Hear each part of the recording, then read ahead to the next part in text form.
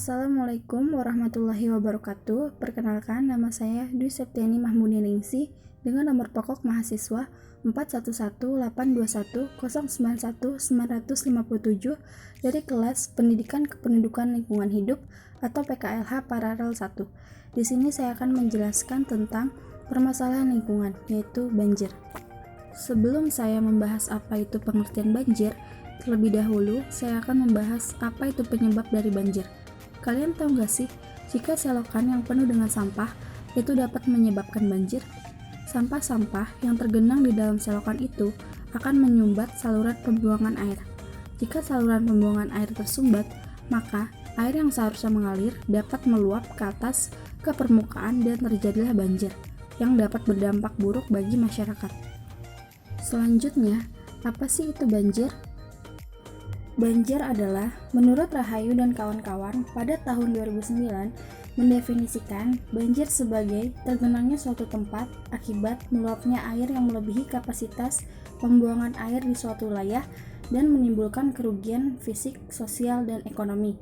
Sementara menurut Ligak pada tahun 2008 mengatakan bahwa banjir dapat terjadi akibat naiknya permukaan air lantaran curah hujan yang di atas normal, perubahan suhu, tanggul atau bendungan yang bobol, pencairan salju yang cepat, terhambatnya aliran air di tempat lain. Selain itu, banjir juga memiliki banyak jenis. Apa saja jenis banjir? Jenis-jenis banjir. Banjir di Indonesia terbagi menjadi beberapa jenis, yaitu yang pertama, banjir bandang, yang kedua, banjir hujan ekstrim, yang ketiga, banjir luapan sungai atau banjir kiriman, yang keempat, banjir pantai, yang kelima, banjir hulu. Selanjutnya, apa sajakah faktor-faktor penyebab banjir? Faktor-faktor penyebab banjir menurut Kodawati dan Sugianto pada tahun 2002, faktor penyebab banjir dapat diklasifikasikan dalam dua kategori, yaitu kategori pertama, secara alami dipengaruhi oleh curah hujan lebat pada musim penghujan, yang kedua, fisiografi dan geografi sungai di daerah hulu dan hilir, yang ketiga, erosi dan sedimentasi pada sungai, yang keempat, pasang surut air laut, yang kelima, kapasitas drainase tidak memadai.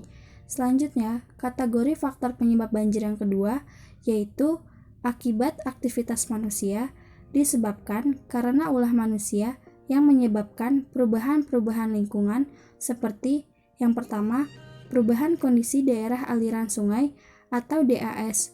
Yang kedua, kerusakan bangunan pengendali air.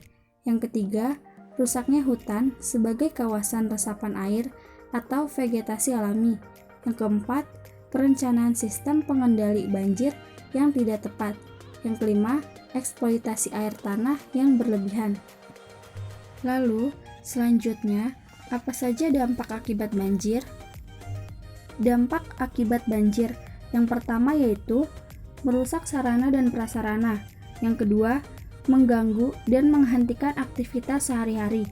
Yang ketiga, menghilangkan atau merusak peralatan, harta benda, dan jiwa manusia. Yang keempat, menyebabkan erosi dan tanah longsor.